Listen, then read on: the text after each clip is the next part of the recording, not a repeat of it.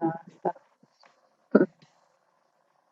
El presente trabajo tiene por objeto llevar a cabo el último de los trabajos previstos para la asignatura elaboración y edición de materiales impresos y audiovisuales, en la que se exige publicar un vídeo en YouTube a partir de un material encontrado en Internet.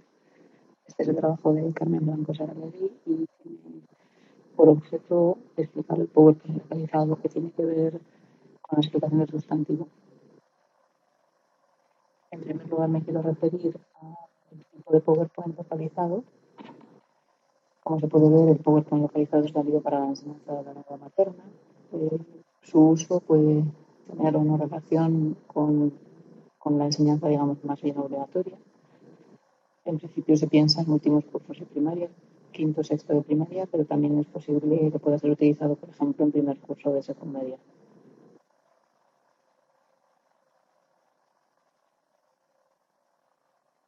El PowerPoint original comienza en esta diapositiva, por el sustantivo, y se define en primer lugar qué es un sustantivo. El sustantivo es la palabra que sirve para nombrar animales, cosas, personas, lugares, algo que habría que añadir probablemente, sentimientos, estados de ánimo, etc.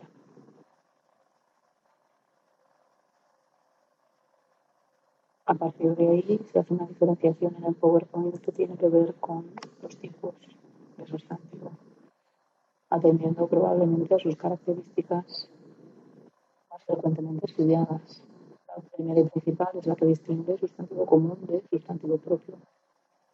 Como todos sabemos, el sustantivo común es aquel que nombra a cualquier persona, animal, cosa o lugar.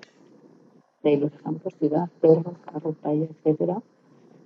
En tanto que un sustantivo propio es el sustantivo que sirve para nombrar una específica, es decir, a una persona, el nombre de una persona, el nombre de un animal, el nombre de una cosa, el nombre de un lugar, Carmen, Lima, Snoopy, Toyota, regatas, etc.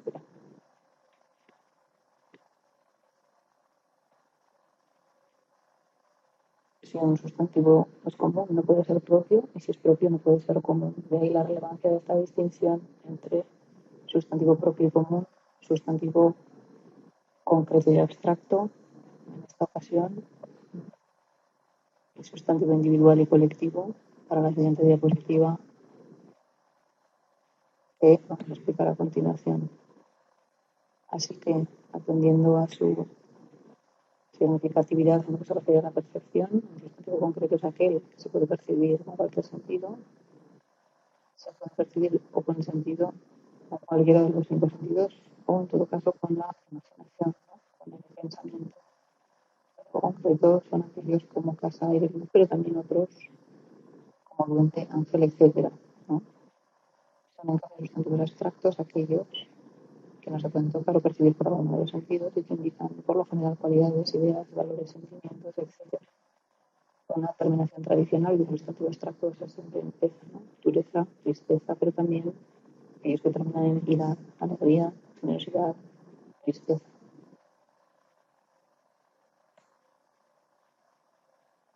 Si un sustantivo es abstracto, no puede ser concreto a su vez.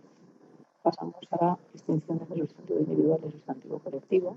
Como su propio nombre indica, el sustantivo individual va a ser aquel que en singular indica un solo elemento, de alguna manera, una mayoría, ¿no? Libro, oveja, persona, barco, etc. Pero en cambio existen sustantivos que estando en singular nombran un conjunto de elementos. Aquellos son los sustantivos colectivos, digamos, los correspondientes al libro serían biblioteca, el correspondiente a oveja, nombrado como individual sería rebaño, el correspondiente a persona, muchedumbre, el correspondiente a barco, flota, etc.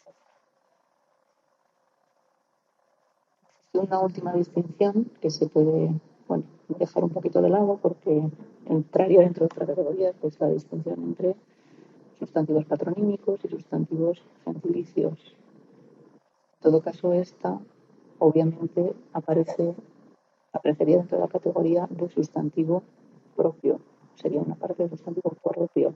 Así que los patronímicos son los sustantivos que derivan de los nombres de las personas, y los apellidos como Martínez, González, y en cambio los gentilicios son los sustantivos que derivan de un país. Así que, por ejemplo, peruano, la persona que viene de Perú es un sustantivo gentilicio, Bolivia, boliviano.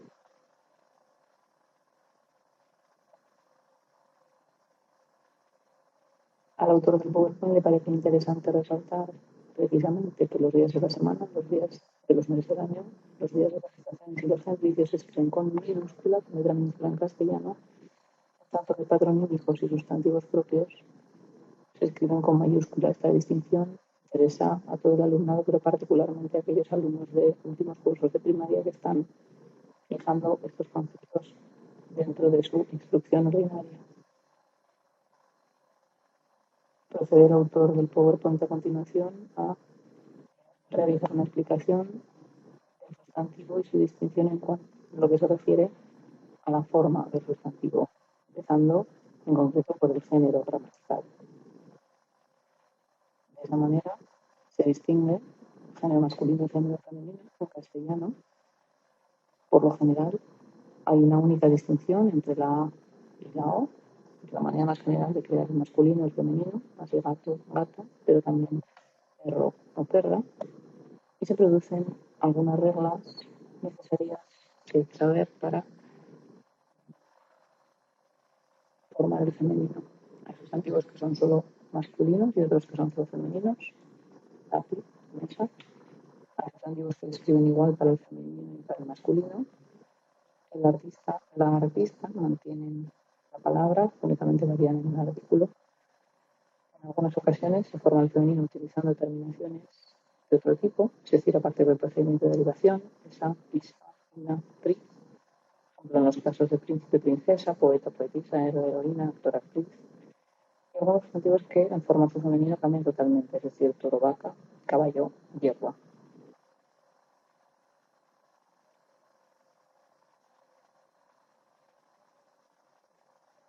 En la diapositiva se explica a continuación también la distinción por la forma del número sustantivo singular y plural, que se refiere como en otras lenguas cuando se habla de uno o cuando se habla de más de uno.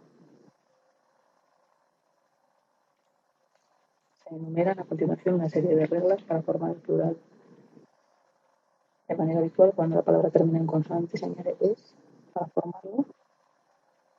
La regla particular tiene que ver con la terminación en z, en la que hay que cambiar la grafía de esta palabra por la c. El ejemplo cruz, cruces. Cuando la palabra termina en vocal acentuada a, e o o, se añade la s, mamá, mamás, café, cafés. En cambio, cuando la palabra termina en vocal acentuada a u o i, añado es para formar el plural. Por ejemplo, un su derecho de la circunstancia de que la palabra termine en S para formar el plural, debo anteponer los artículos los y las. ¿No? El paraguas, pero los paraguas.